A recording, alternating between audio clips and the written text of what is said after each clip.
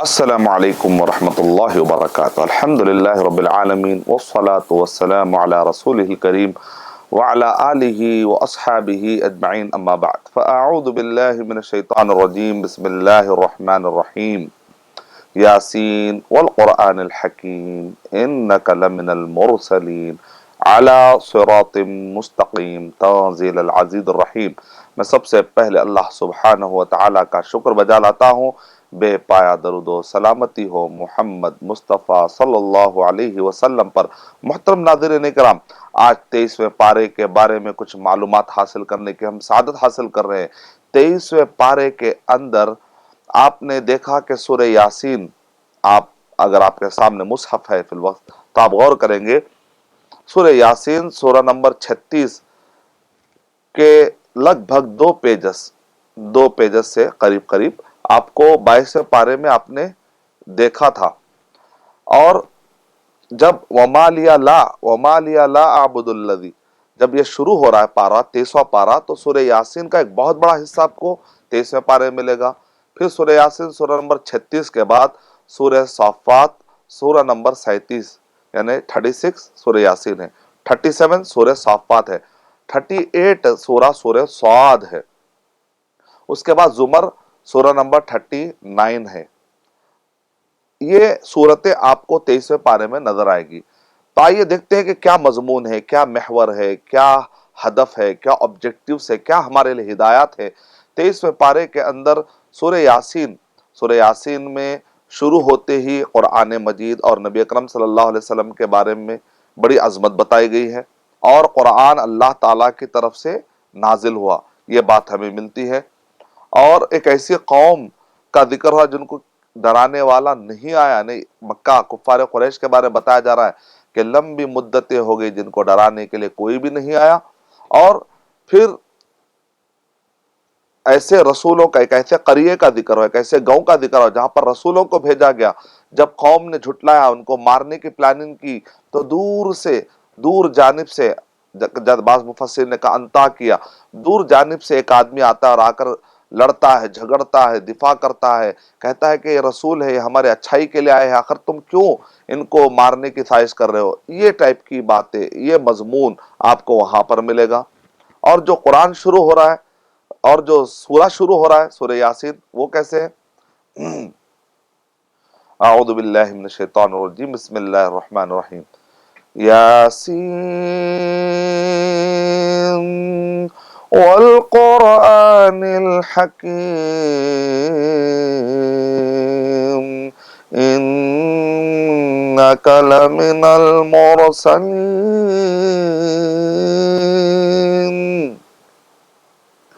علی صراط مستقیم تنزیل العزیز الرحیم۔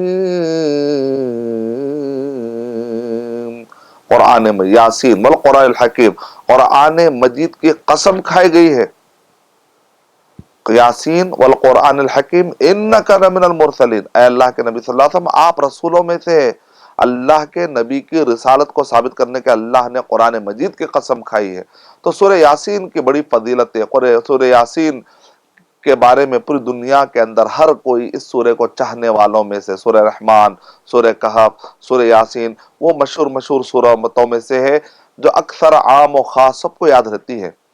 اور سورہ یاسین کے اندر اللہ سبحانہ و تعالیٰ نے اپنے وحدانیت کے بارے میں بتایا، قرآن مجید کی حقانیت کے بارے میں بتایا، اور خاص طور سے عقلی طور پر اللہ سبحانہ و تعالیٰ کے وجود پر دلیلیں قائم کرتے، کائنات کی نشانیوں کو بڑے پیارے انداز میں قرآن مجید میں بتایا گیا ہے۔ اگر تھوڑی سی بھی ہوش، تھوڑا سا بھی خیال رکھنے والا، تدبر رکھنے والا غور کرے گا تو وہ ایمان لائے گا، اللہ پر ایمان لائے گا۔ اور آخری میں ان لوگوں کے لیے جو عقلی طور پر مرنے کے بعد کی زندگی کا انکار کر دیتے ہو، کہتے ہیں یہ کیسے ممکن ہے، ہاؤ اٹ از پاسبل، کیسی پاسبلٹی ہے کہ ہم مر جائیں گے، جب چورا چورا ہو جائیں گے۔ اور یہاں تک کہ نبی اکرم صلی اللہ علیہ وسلم کے سامنے کفار قریش آ کر ہڈی اٹھا کر کہتے تھے، اے رسول، اے محمد، یعنی محمد صلی اللہ علیہ وسلم کے بارے میں کہہ رہے، اے محمد صلی اللہ علیہ وسلم، کیا یہ ہڈی یہ ہڈی جب ختم ہو جائے گی اور بوسیدہ ہڈی، کیا اللہ تعالیٰ اس کو دوبارہ جمع کرے گا کیا؟ اور اللہ سبحانہ وتعالیٰ کر وَضَرَبَ لَنَا مَثَلًا وَنَسِيَ خَلْقَهُ قَالَ مَن يُحْيِي الْعِظَامَ وَهِيَ رَمِيمٌ قُلْ يُحْيِيهَا الَّذِي أَنشَأَهَا أَوَّلَ مَرَّةٍ وَهُوَ بِكُلِّ خَلْقٍ عَلِيمٌ۔ ہمارے لیے مثال دیتا ہے، اپنی اوقات بھول جاتا ہے۔ جس نے پہلی مرتبہ پیدا کیا اس کے لیے کیا مشکل ہے پیدا کرنا، دیکھیں کیا لاجک ہے، دیکھا آپ نے، وہ کیا ہم کو مثال دیتا ہے کہ یہ ہڈی کو اللہ تعالیٰ کیسے جمع کرے گا۔ محمد صلی اللہ علیہ وسلم کے سامنے آ کر کہہ رہے ہیں محمد صلی اللہ علیہ وسلم یہ ہڈی، یہ جو چورا چورا ہو رہی یہ ہڈی، کیا یہ قبر میں سے جا جا کر ہڈیاں اٹھا اٹھا کر لا کر نبی اکرم صلی اللہ علیہ وسلم کے سامنے، ان کو شک تھا آخرت کے بارے میں، اس لیے آپ نے دیکھا قرآن مجید میں آخرت کے بارے میں کافی تصور ہے، کافی پیش کیا گیا، کافی معلومات ہے۔ کیوں؟ اس لیے کہ دنیا میں ہر کوئی بار بار غفلت کا شکار ہوتا ہے، اپنے بعد کی زندگی کو بھولتا رہتا ہے، تو چاہے وہ مسلمان ہی کیوں نہ ہو، مسلمان بھی کبھی کبھی کیا ہو جاتے ہیں، بھول جاتے ہیں۔ تو قرآن مجید تذکیر کے لیے، یاد دلانے کے لیے، جتنا آخرت مرنے کے بعد کی زندگی کا خوف اور اس کی سوچ، اس کا شعور رہے گا، آدمی توحید اور رسالت کے بارے میں جو انکار میں مبتلا ہوتا ہے، مذاق اڑاتا ہے، ذرا وہ کم ہو جائے گا۔ دنیا کے جو گناہ ہے، دنیا کے جو ہٹ درمیاں ہیں اور تکبرانہ چال ہے، ان سب سے وہ آدمی نجات پا جائے گا۔ اس کو مرنے کے بعد کی زندگی کا اگر یہ رہے گا کہ مرنے کے بعد فَمَن يَعْمَلْ مِثْقَالَ ذَرَّةٍ خَيْرًا يَرَهُ وَمَن يَعْمَلْ مِثْقَالَ ذَرَّةٍ شَرًّا يَرَهُ، جیسا کہ سورہ زلزال میں اللہ نے بہت ہی کم مختصر آیت میں اللہ تعالیٰ نے بڑی بڑی باتیں بتا دی۔ الذي جعل لكم من الشجر الأخضر نارا من الشجر الأخضر نارا فإذا أنتم منه توقدون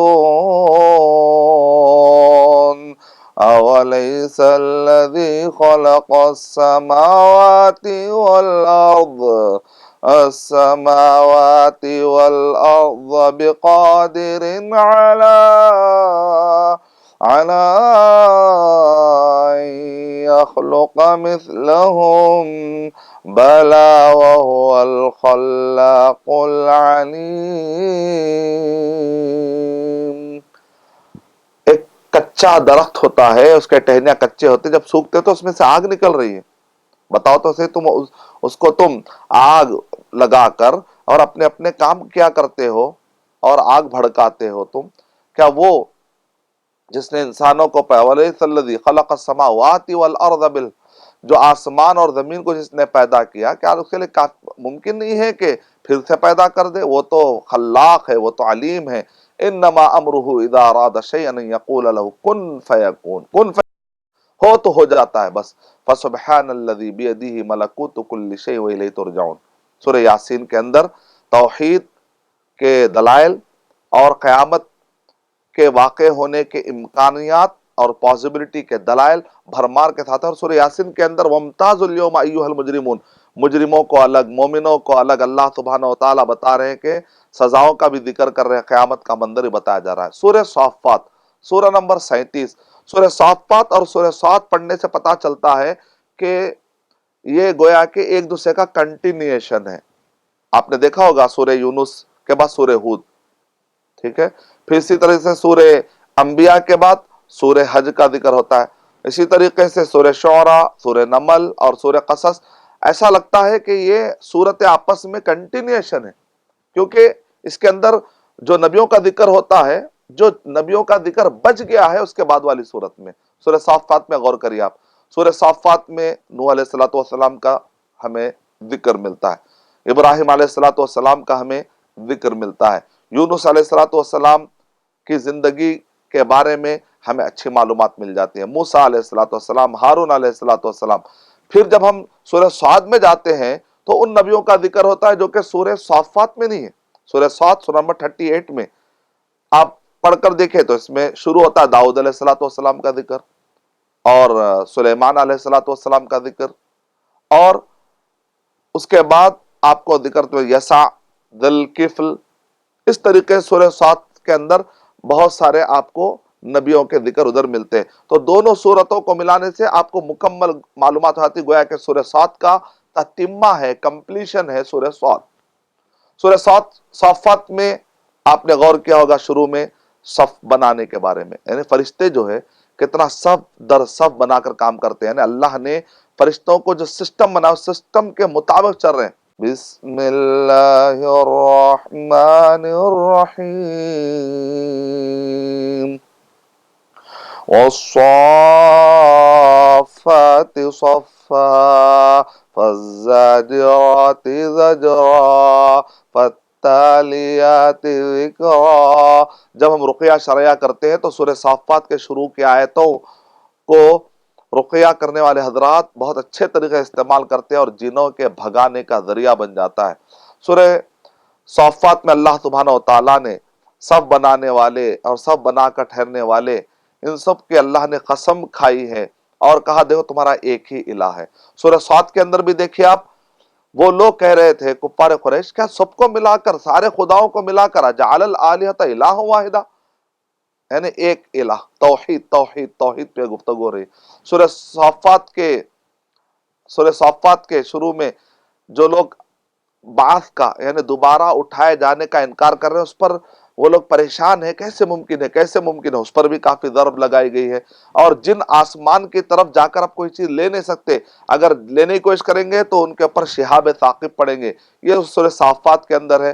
پھر اس کے بعد آگے نوح علیہ الصلوۃ والسلام کہ کیا بہترین بندہ ہے، ہم نے جیسے کتنا پیارا بندہ ہے، اور ہم نے نوح علیہ الصلوۃ والسلام کی دعا کو قبول فرما لیا، اور ہم بڑا بہترین جواب دینے والے ہیں، مجیبون۔ اور اللہ سبحانہ تعالیٰ کہہ رہے ہیں کہ ہم نے نوح علیہ الصلوۃ والسلام کی دعا کو قبول فرما لیا۔ ابراہیم علیہ الصلوۃ والسلام کا ذکر ملتا ہے آیت نمبر 100 پہ جب آپ پہنچتے ہیں، بسم اللہ الرحمن الرحیم، رب هب لی من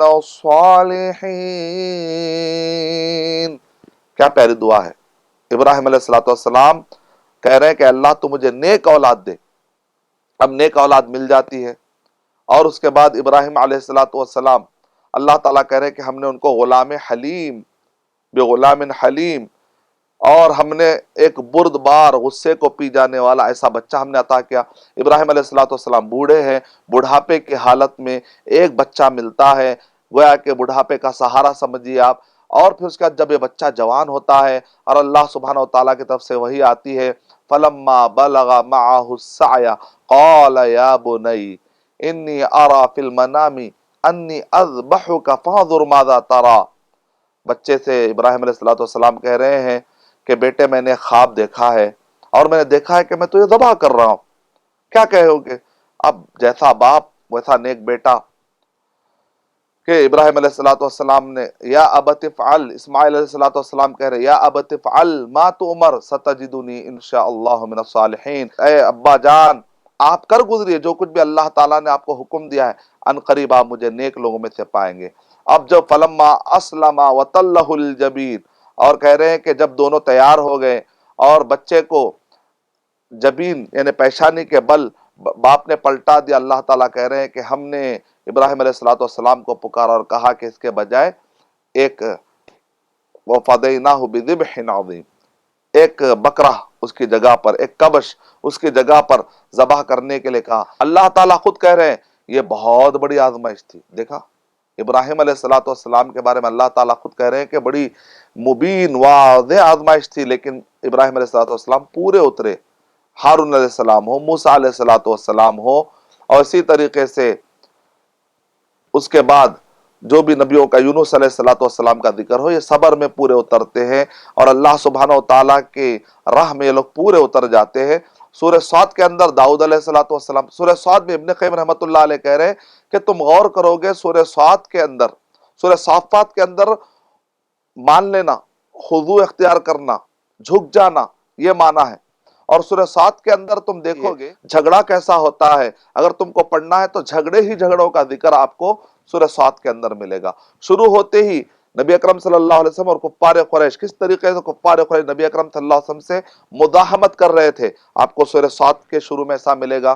پھر اس کے بعد آپ دیکھو گے کہ کس طریقے سے داؤد علیہ السلام کے پاس جھگڑا لے کر لوگ آئے، سلیمان علیہ السلام کے پاس، اور اسی طریقے سے یسع ذوالکفل یعنی قوم سے مدبر، یہاں تک کہ آخری میں ابلیس آدم علیہ السلام کے مقابلے میں کہہ رہا ہے میں تو آگ سے بنا ہوا ہوں اور میں کیوں جھکوں، اور وہ جھگڑا کر رہا ہے، ابلیس جھگڑا کر رہا ہے آدم علیہ السلام کے معاملے میں۔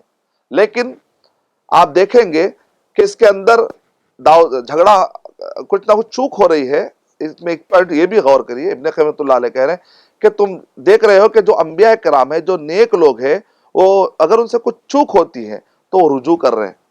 داؤد علیہ السلام رجوع کر رہے ہیں، داؤد علیہ السلام رجوع کر رہے ہیں، اور سلیمان علیہ السلام رجوع کر رہے ہیں۔ داؤد علیہ السلام کو جب پتا چلا، جب ان کو ایک اندازہ ہوا کہ لگتا ہے کہ مجھے اللہ سبحانہ تعالیٰ نے آزمایا ہے اور میں نے کچھ جلدی کی ہے فیصلہ کرنے میں، تو فوراً کہتے ہیں اللہ تعالیٰ کی طرف وہ رجوع کر لیتے ہیں۔ سلیمان علیہ السلام نے صحیح بخاری کی روایت پڑھنے سے پتا چلتا ہے کہ انہوں نے انشاءاللہ نہیں کہا ایک مسئلے میں، جب ان کو اندازہ ہوا کہ میں نے انشاءاللہ نہیں کہا تو فوراً وہ رجوع کر رہے ہیں۔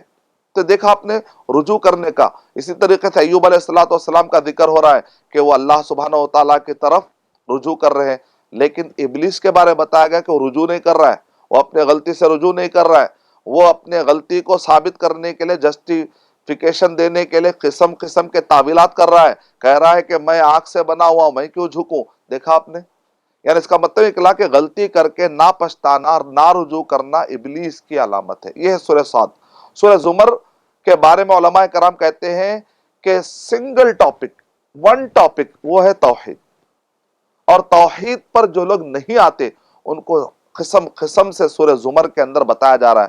ان سے پوچھا جا رہا ہے کفار قریش، تم کہتے ہو نا اللہ تعالیٰ ہے، کیا کہتے تھے کفار قریش؟ جانتے ہیں، صحیح مسلم کی روایت پڑھنے سے پتا چلتا ہے، لبیک اللہم لبیک لبیک لا شریک لک لبیک الا شریکا واحدا تملکہ وما ملک۔ اے اللہ، یقیناً تو ہمارا خدا ہے، تو ہی ہمارا خدا ہے، حاضر ہے، حاضر ہے، ہاں تو ہمارا خدا ہے، لیکن ایک چھوٹا خدا ہے، اور وہ چھوٹے خدا کا مالک بھی تو ہے، لیکن ایک چھوٹا خدا ہے۔ یہی تو اصل شرک ہے۔ ان سے پوچھا گیا کہ آخر چھوٹے خداؤں کی ضرورت کیا ہے؟ تو وہ کہتے تھے ما نعبدهم الا ليقربونا الى الله زلفا، ہم اس لیے ان کی عبادت کر رہے ہیں تاکہ ہماری عبادتیں اللہ تک پہنچا دے۔ نعوذ باللہ، کیا اللہ تعالیٰ سمیع نہیں ہے؟ کیا اللہ تعالیٰ بصیر نہیں ہے؟ یہ مسئلہ۔ اور آگے شرک پر اللہ سبحانہ و تعالیٰ عقلی طور پر رد کرتے ہوئے کہہ رہے ہیں ضرب اللہ مثلا رجلا فیہ شرکاء متشاکسون ورجلا سلما لرجل هل يستويان مثلا الحمد للہ بل اکثرهم لا يعلمون۔ پیاری مثال دے کر سمجھا رہے اللہ تعالیٰ۔ اللہ نے مثال دی کہ ایک آدمی ہے اور اس کے دو آقا ہے، کبھی وہ آقا بلاتا ہے، کبھی وہ آقا بلاتا ہے، اور وہ ایک آدمی وہ ہے جس کا ایک آقا ہے۔ تو اللہ سبحانہ تعالیٰ کہہ رہے بتاؤ تو صحیح کہ کس کو مینٹل پیس رہے گا، کس کو پیس رہے گا، امن رہے گا؟ ظاہر بات ہے جس کا ایک آقا ہو۔ اگر دو خدا ہوتے سنسار میں تو دونوں بلا ہوتے سنسار میں، ادھر ایک کہتا کہ میری سنو، ادھر ایک کہتا میاں چپ رہو۔ یعنی کائنات میں کیا ہوتا؟ فساد ہو جاتا اگر دو خدا ہوتے۔ لوگ کہتے ہیں بھائی انر پیس، انر پیس۔ آج کے دور میں بہت سارے نان مسلم کو دیکھا گیا، ان سے پوچھا جاتا کہ آپ یہ کام کیوں کر رہے گا، کیوں کر رہے؟ تو وہ لوگ کہتے ہیں کہ انر پیس۔ انر پیس کب آئے گا؟ جب ایک خدا، توحید سے انر پیس آئے گا، داخلی امن۔ کائنات کا امن بھی کس سے آتا ہے؟ توحید سے آتا ہے۔ لو کان فیہما آلہۃ الا اللہ لفسدتا، اگر کائنات میں اگر دو خدا ہوتے تو کائنات میں جو نظم دیکھ رہے درہم برہم ہو جاتا۔ تو ایکسٹرنل پیس ہو چاہے انٹرنل پیس ہو، دونوں کے لیے توحید ضروری ہے۔ اگر بندہ توحید کو مانے گا، آخرت کو مانے گا، اور محمد صلی اللہ علیہ وسلم کی رسالت کو مانے گا، تب جا کے ہر جا امن آئے گا۔ کیوں؟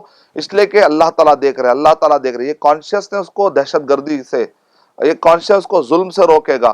جب بھی کوئی چغل خوری کرنا چاہ رہے گا، کسی کے بارے میں کچھ پلاننگ کرے گا، اس کے دماغ میں رہے گا اللہ دیکھ رہا ہے، اللہ دیکھ رہا ہے، تو اس کی یہ پلاننگ، اس کی یہ سازشیں، اس کی یہ گالی دینا، اس کا یہ برا گمان رکھنے میں کنٹرول آئے گا.